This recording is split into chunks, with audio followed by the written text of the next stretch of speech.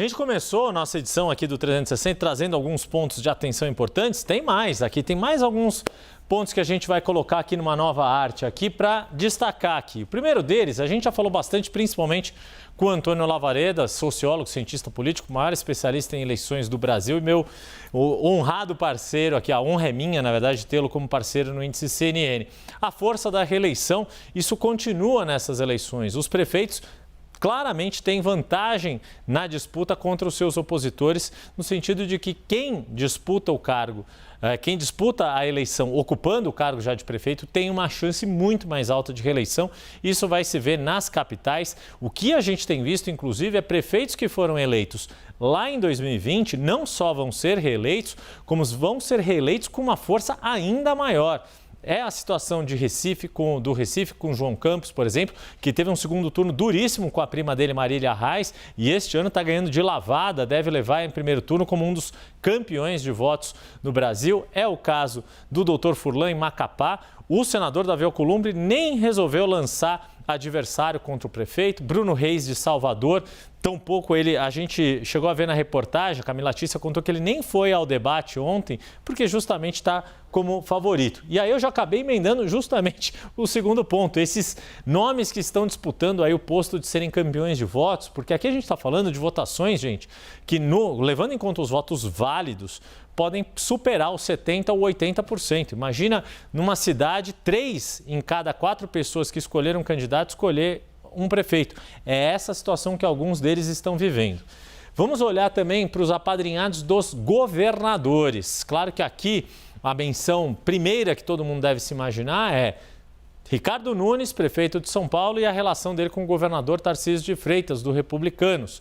Se Ricardo Nunes vai ao segundo turno e consegue ser reeleito, o grande vencedor desta campanha será não só o próprio prefeito, mas o governador, que bancou o apoio do grupo da direita, do ex-presidente, tentou sempre puxar o ex-presidente Jair Bolsonaro a ter convicção nessa aliança. E se Ricardo Nunes não conseguir se reeleger, não conseguir ir ao segundo turno, como fica essa questão?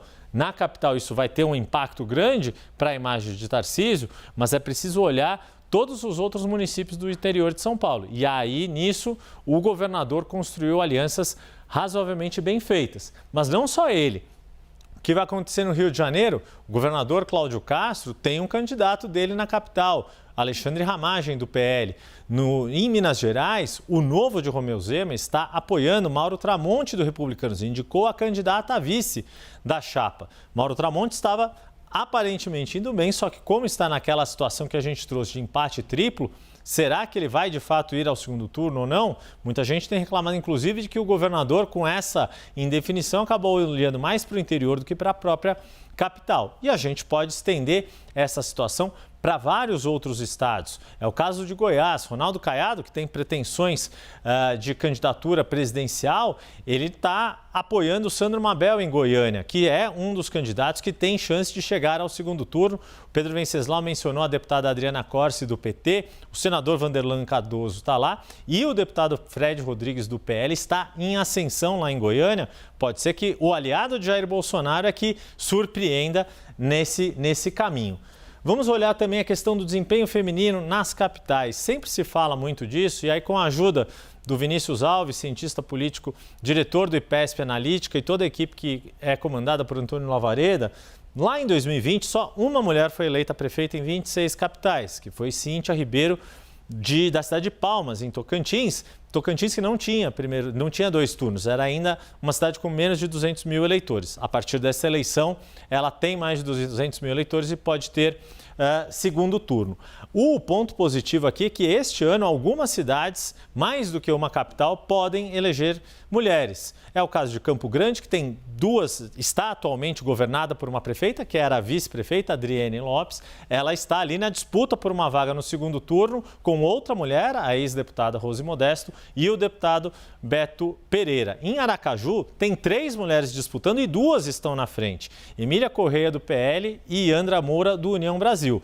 O Luiz Roberto, do PDT, apoiado pelo atual prefeito Edivaldo Nogueira, que não pode se reeleger, pode ser que estrague ali uma eventual situação de segundo turno 100% feminino na capital sergipana. E claro, a gente vai ficar de olho no ranking geral dos partidos. A gente já mencionou o avanço que a direita tem construído nas grandes cidades, nas capitais. Isso o Antônio Lavareda já nos explicou, deixou muito claro isso. A gente trouxe ontem 70% dos líderes do índice CNN neste momento são filiados a partidos claramente de direita, não são partidos do centro ou partidos de esquerda, mas a questão é quem vai despontar como aquele partido que mais elege prefeituras. O MDB quer continuar nessa posição que ele ocupa historicamente. O PSD quer ameaçar esse histórico ali, esse recorde que o MDB costuma ter.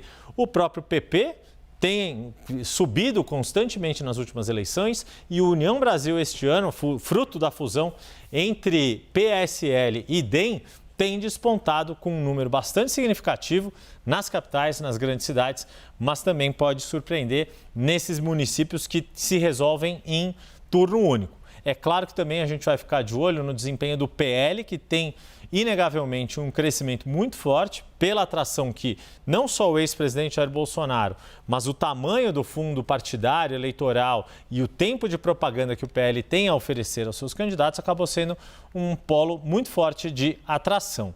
E o PT nessa história? O PT pode ser que avance, volte a governar uma capital, por exemplo, Teresina. O PT tem uma força bastante relevante nessa disputa. Fábio Novo do PT disputando cabeça a cabeça com Silvio Mendes do União Brasil. A grande questão é que, tirando a capital do Piauí, nas outras grandes cidades, o PT tem tido um desempenho mais ou menos igual o das eleições de 2020. E isso não é uma boa notícia, porque, afinal de contas, o PT teve o seu pior desempenho em eleições municipais desde que havia chegado ao poder nacional em 2002.